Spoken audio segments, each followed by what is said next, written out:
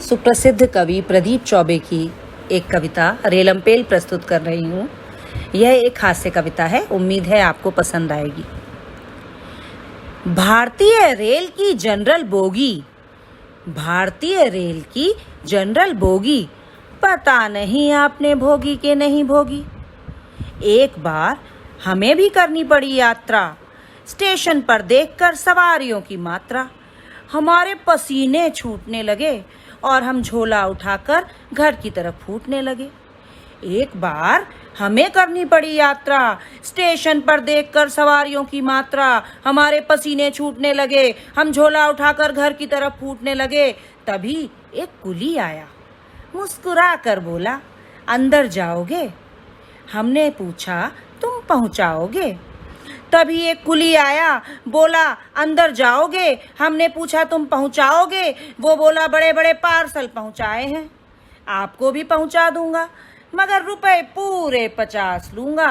बोला, बड़े बड़े पार्सल पहुंचाए हैं, आपको भी पहुंचा दूंगा, मगर रुपए पूरे 50 लूंगा।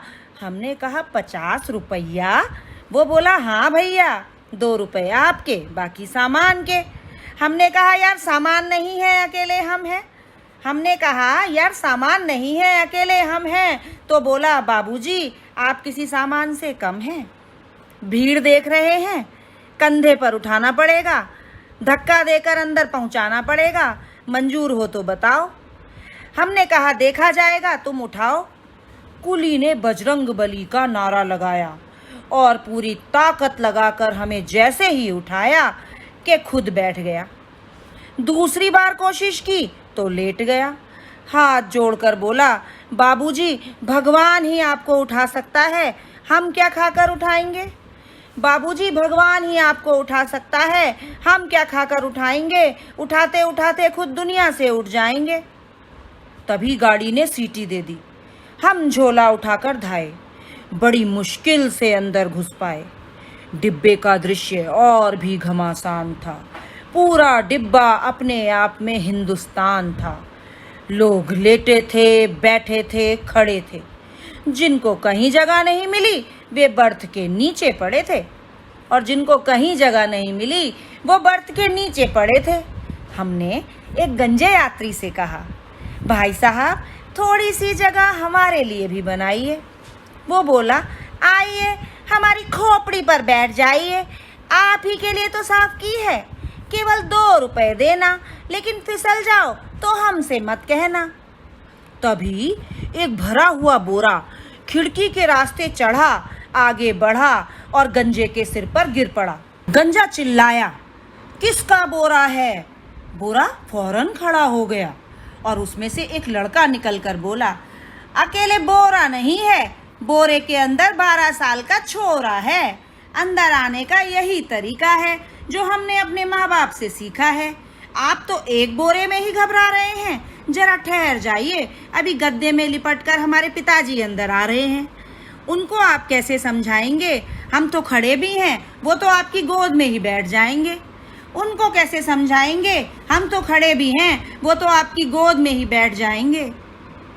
एक सज्जन फर्श पर बैठे थे, आंखें मूंदे। उनके सिर पर अचानक गिनी पानी की गरम गरम बूंदें।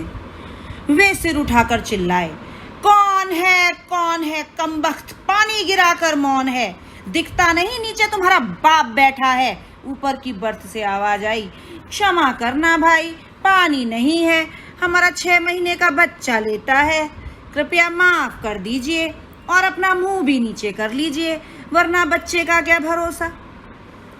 एक महानुभाव बैठे थे सपरिवार। हमने पूछा, कहाँ जा रहे हैं सरकार? वे झल्ला कर बोले, जहन्नुम में। हमने पूछ लिया, विद फैमिली? वे चिल्लाकर बोले, आपको भी मजाक करने के लिए यही जगह मिली। तभी डिब्बे में हुआ हल्का उजाला। किसी ने जुमला उछाला, ये किसने बीड़ी जलाई है? कोई बोला, बीड़ी नहीं है, स्वागत करो, डिब्बे में पहली बार बिजली आई है। किसी ने पूछा, पंखे कहाँ हैं? उत्तर मिला, पंखों पर आपको क्या आपत्ति है? जानते नहीं, रेल हमारी राष्ट्रीय संपत्ति है। कोई राष्ट्रीय चोर हमें घिस्सा दे गया है, कोई राष्ट्रीय चोर हमें घिस्सा दे गया है, संपत्ति में से अपना हिस्सा ले गया है। आपको लेना हो तो आप भी ले जाओ, मगर जेब में जो बल्ब रख लिए हैं उनमें से एक आध हमको भी दे जाओ। तभी डिब्बे में बड़ी जोर का हल्ला हुआ। एक सज्जन चिल्लाए, पकड़ो पकड़ो, जाने ना पाए। किसी ने पूछा, क्या हुआ क्या हुआ? सज्जन बोले, हाय हाय, मेरा बटुआ किसी ने भीड़ में मार लिया, पूरे 300 से उतार दिया, टिकट भी उसी में था। एक पड़ोसी बोला, रहने दो, भूमिका मत बनाओ, टिकट न लिया हो तो हाथ मिलाओ, हमने भी नहीं लिया है। आप इस कदर चिल्लाएंगे तो आपके साथ में हम अभी पकड़ लिए जाएंगे। खुद तो WT जा रहे हो और दुनिया भर को चोर बता रहे हो। बटुआधारी बोला, नहीं नहीं भाई साहब, मैं झूठ नहीं बोलता, विश्वास कीजिए मैं टीचर हूँ।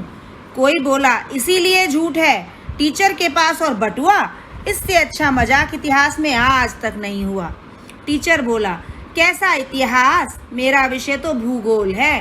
तभी एक विद्यार्थी चिल्लाया, बेटा इसलिए तुम्हारा बटुआ गोल है।